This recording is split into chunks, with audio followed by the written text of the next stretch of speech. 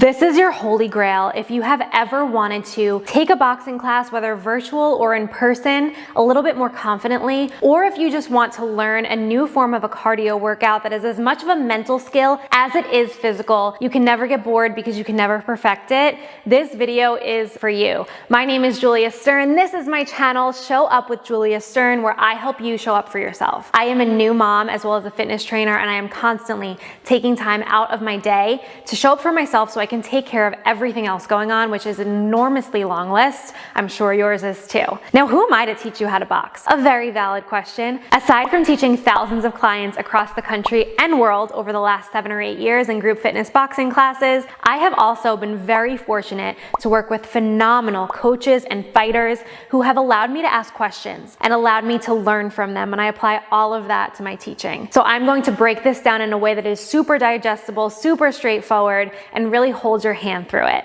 Consider hitting that subscribe button, liking, commenting, letting me know what you want to hear more of. I am doing this for you, and I really value your support. All you need is your 2 fists. I don't think I have anything left to say to you, so should we get started? Let's go. Okay, so the trickiest part of this entire thing is that I'm not going to be an accurate reflection of you. If you are a righty, you're going to look a certain way, and if you're a lefty, you're going to work a different way. So it's really important that you're listening to my verbal cues as well as following my body, but really hearing what I have to say and then reflecting on it and putting it into your own stance, if that makes sense. Here we go. So if you are a righty, you're gonna step back with your right leg, and if you're a lefty, you step back with your left. So I'm a righty, again, I'm not reflecting you, but this is my right leg, I'm taking a step back with it. Lefty, same thing, you would just take a step back with your leg. Now the toe that is closest to the screen right here, you're gonna point it on the diagonal, so you don't wanna be squared off with the imaginary fighter that's in front of you. You kind of wanna put your body on an angle. You're not facing the side, again, you're on an angle. So that foot is back, this toe is on the diagonal. Now from here, you wanna take your back toe, the one that is furthest away from me, and pop your heel off the floor. Now your weight is kind of evenly distributed between both legs, so you can move forward or back if you need to. Don't lean too far into this hip, don't lean too far back. You're nice and even. This back toe is popped so you can pivot when you need to, and this toe is on the diagonal. All right? Your dominant leg is behind you. If you're a righty, you're back there with your right leg. If you're a lefty, you're back there with your left leg. Now this is the lower part of your boxer stance. The upper part, you always need to be protecting your face with your fists as well as your rib cage with your elbows. So if an imaginary fighter were to come in at your rib cage, you don't want your elbows to be here, you want them to be tucked in so that you're protecting your body as well as your face.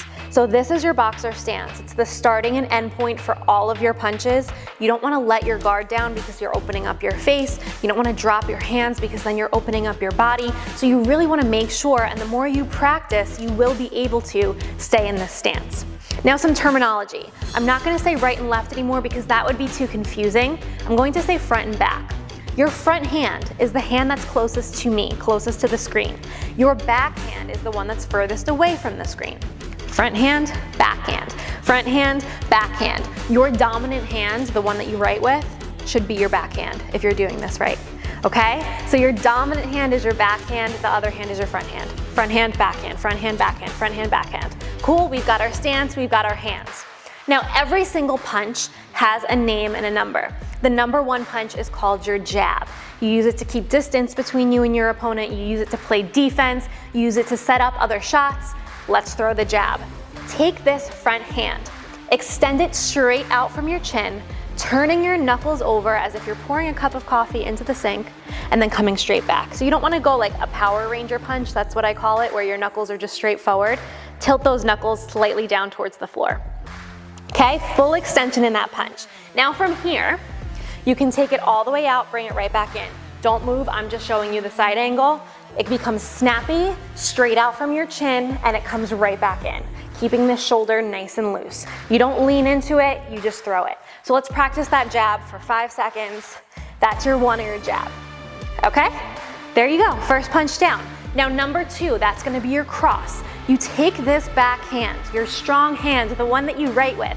You pivot on this back toe, you sink into the knees a little bit. Use your lower body when you box. Boxing is all legs. If you think it's just arms, you are so wrong. You need strong legs to be a good boxer. So back to the 2, you're gonna take this backhand, pivot on this back foot, and throw that backhand straight down the middle. Now you're gonna turn those knuckles over again, so you should be hitting the bag if you were in a boxing class, or the air, your imaginary opponent, with your first and second knuckle. No Power Ranger punch. Turn that shoulder over, okay? And then snap it right back. So the power comes from the pivot, you don't wanna lean into it, and you throw it strong. 2 is your cross. Let's just practice throwing the 2. Straight down the middle, right back. Straight down the middle, right back. So 1 is your jab, 2 is your cross. 1 is your jab, 2 is your cross. Now you're gonna pivot when you're throwing power shots. When you're throwing more quickly, it comes from the shoulders. So let's just practice some 1s and 2s, less pivots.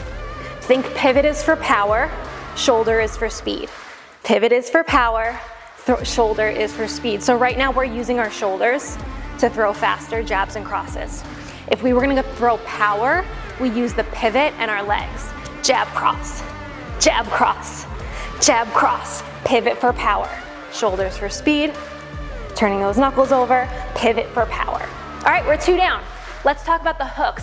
They go to the side of your opponent or the bag if you're punching a bag. Pivot for power. We rarely ever at all would throw a hook for speed. It doesn't happen because you would look crazy. When you throw a 3 or your front hook, you take your front hand, your elbow is parallel with the floor, you pivot on your front leg, and you come right to your opponent. Now the biggest mistake that I see is people winding up to throw the 3. 1, you're using too much energy. 2, your opponent, if you are fighting someone, is going to see it coming and you're gonna get blocked. So this is what you need to do. Straight out from the chin, pivot on this front leg, right to the side of your opponent, as if you're wrapping your arm around a tree. Nice and tight. Good, so that's your 3 or your front hook. 4 is your back hook. It's the same thing, just using your back hand. Pivot on this back leg, sink into your legs a little bit, and throw your 4, that's your back hook. 3 front hook, 4 back hook. 3 front hook, 4 back hook. Throw some power shots here. So it's really important that you're pivoting from your hips and not your back. So this is what it would look like if you were pivoting from your back. See how my hips don't move and I'm stretching my back? You're gonna get hurt that way and you're not going to be able to hit as much power. So engage your core and use your hips to pivot. It takes time, okay? That's why you come back to this video. That's why you practice. But at least when you enter the workout, you've seen it before, you know what you're doing. Okay, so far we've learned our jabs and crosses, our front hook and our back hook, and there's only 2 other punches to learn. They are your uppercuts or your 5s and 6s. So your 5 or your front uppercut, you're gonna dip your knees ever so slightly. You don't have to get super low, but just use the momentum from your lower body to push your knuckles up to the ceiling. So it looks like this. You drop it down and pop it up. So knuckles come up to the ceiling. I am twisting my body so that I can get some momentum in that punch. From the side, it looks like this. I dip down just a tiny bit, and then I use that to come up in my 5 or my front uppercut. Now 6 is your back uppercut, your same thing. Drop it down with those knees. Use your back knuckles to pop up in your back uppercut or your 6. Now the same way I had said, I see people winding up for the 3. I see people scooping dirt for that 5 and that 6. It's like a pirate move. If you like come back to come forward, like ahoy matey, is that a pirate? I don't know, I'm not gonna waste time. But you dip it down and it needs to come straight from your chin. Do not wind up for the punch. That is the biggest mistake you could do. Dip it down, pop it up. Dip it down, pop it up. Now again, you can throw these punches for speed or for power. Speed comes from your shoulders. So you roll those shoulders back, you make the punches smaller, and you kind of just ride it out, hit that flow, and throw uppercuts for speed. Now when you're throwing uppercuts for power, power's in the pivot, pivot comes from the legs. You use those legs more to throw powerful shots. Drop it down, pop it up in that 5 or that front upper, drop it down, pop it up in that 6 or that back upper. 5, 6, 5, 6. Big power shots. Boom, boom, boom. Yes? Okay, let's review. Here we go. Put your guard up. 1 is your jab, 2 is your cross, 3 is your front hook, 4 is your back hook, 5 is your front uppercut, 6 is your back uppercut. Jab, cross, hook, hook, up, up. Sometimes you'll hear a boxing instructor say run the 6. That's what they mean. Jab, cross, hook, hook, upper, upper. Keeping your guard up every time. The punch comes right back to your chin. Jab, cross, hook, hook, upper, upper. Speed comes from the shoulders.